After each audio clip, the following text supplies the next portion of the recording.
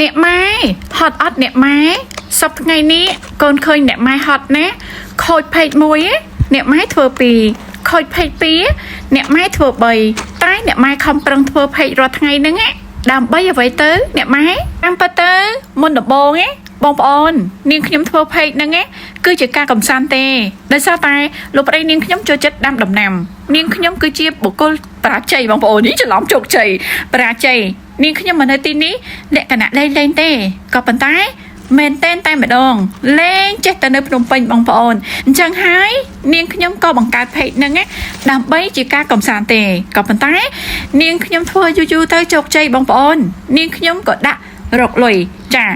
បងប្អូនអើយខំប្រឹងអស់រយៈកាល1ឆ្នាំកន្លះជោគជ័យបងប្អូនជោគជ័យរកបានតាំងពីចា1ខែ100រហូតដល់1ខែ1000ជាងឥឡូវនេះបរាជ័យទៀតហើយដោយសារតែនាងខ្ញុំហ្នឹងដាក់ VPN คล้ายៗចង់បានចំណូលចូលពីរូបថតបងប្អូនឥឡូវនេះFacebook គេចាប់បានចាពីនៃផ្ដាច់ page ចា win សុកសែនហ្នឹងតែម្ដងចឹងហើយនាងខ្ញុំក៏បង្កើត page នេះសារឡើងវិញបងប្អូនជីវិតរបស់នាងខ្ញុំនិយាយចំបងប្អូនបើសិនជាបុគ្គលផ្សេងប្រហែលជាអាចគិតខ្លីទេបងប្អូនជីវិតរបស់នាងខ្ញុំនេះណាពោពេញទៅដោយបញ្ហា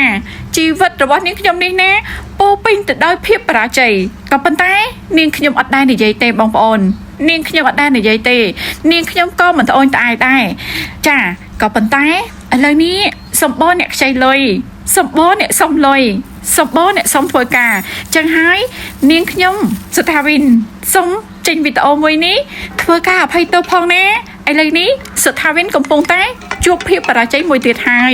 ដាច់ចំណូលពីវីដេអូហើយចាសុថាវិនកំពុងតែបង្កើតថ្មីអត់មានចំណូលទេមិនដឹងថាថ្ងៃណាเพจមួយនេះរកលុយបានទេបងប្អូនទៅតែបង្កើតថ្មីជាទូទៅបងប្អូនភាគច្រើនតែងតែមើលនាងខ្ញុំហ្នឹងថានាងខ្ញុំកំពុងតែមានក្តីសុខបងប្អូនអត់ទេ